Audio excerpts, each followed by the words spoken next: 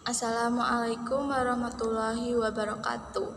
Kami dari kelompok 7 pada mata kuliah Sosiologi Dakwah dengan anggota saya Trima Latifah Rifadina Islamiyati dengan NIM 302240055 dan teman saya Naufal Dohantawira dengan 302240064.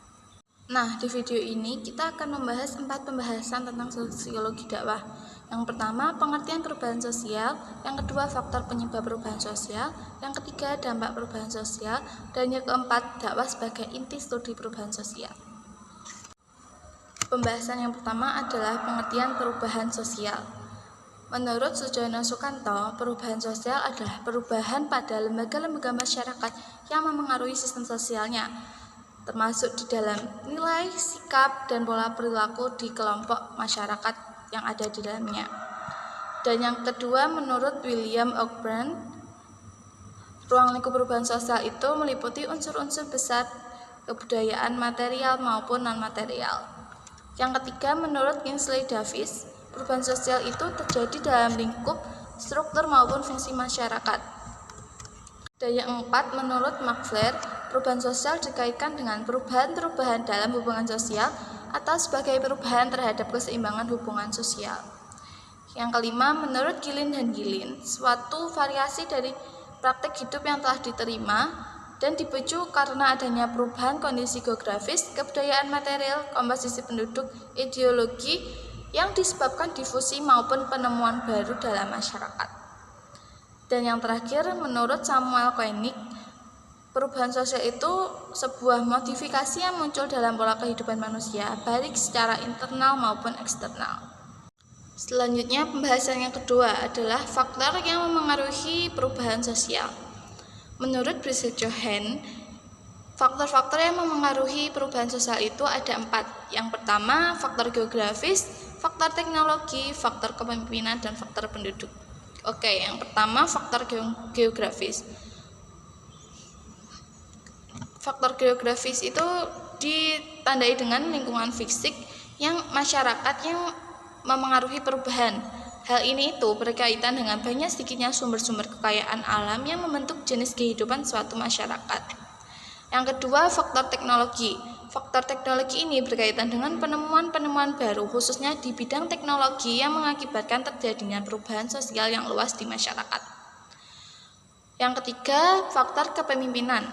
Nah, faktor kepemimpinan ini berpengaruh karena pemimpin yang harismatik, yang pemimpin itu mampu mendorong masyarakat mengikuti agenda sosial yang ia miliki.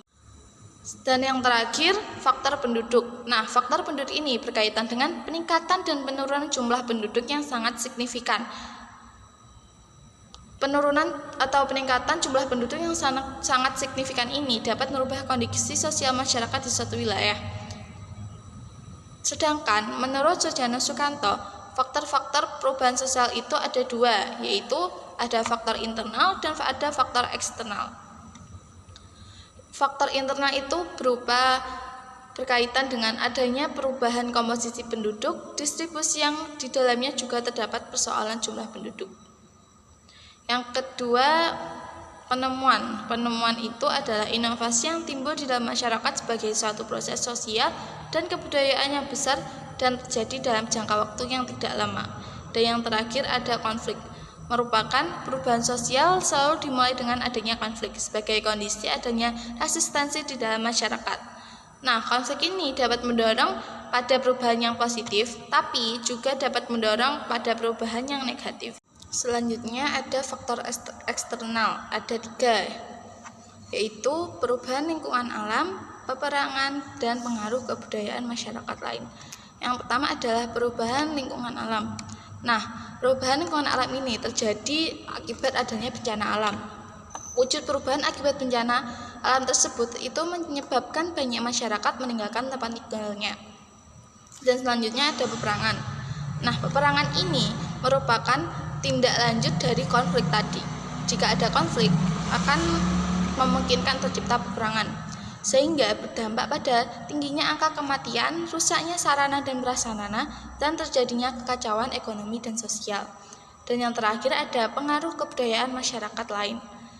dalam pertemuan dua kebudayaan. Apabila salah satu kebudayaan itu mempunyai taraf teknologi yang lebih tinggi, proses yang terjadi adalah imitasi, yaitu peniruan terhadap unsur-unsur kebudayaan lain. Selanjutnya, pembahasan tentang dampak perubahan sosial. Dampak perubahan sosial itu ada positif dan ada negatif.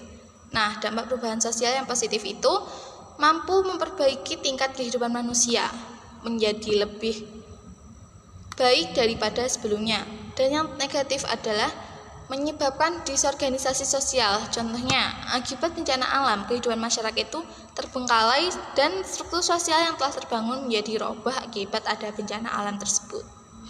Poin selanjutnya yaitu teori perubahan sosial. Pertama, teori siklus. Perubahan sosial yang terjadi dalam masyarakat baik berupa kemajuan maupun kemunduran merupakan fase lingkaran.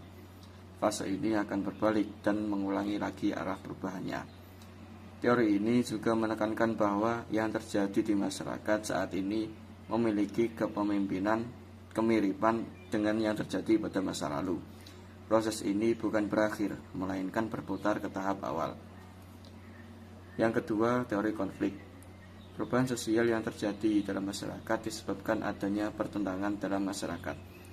Menurut teori konflik, masyarakat dikelompokkan menjadi dua kategori, yaitu mereka yang menguasai dan mereka yang dikuasai. Teori ini berpijak pada teori Karl Marx tentang konflik kelas. Yang selanjutnya yaitu ada teori evolusi. Teori evolusi dibagi menjadi 3 poin. Pertama, Unilinear Theories of Evolution.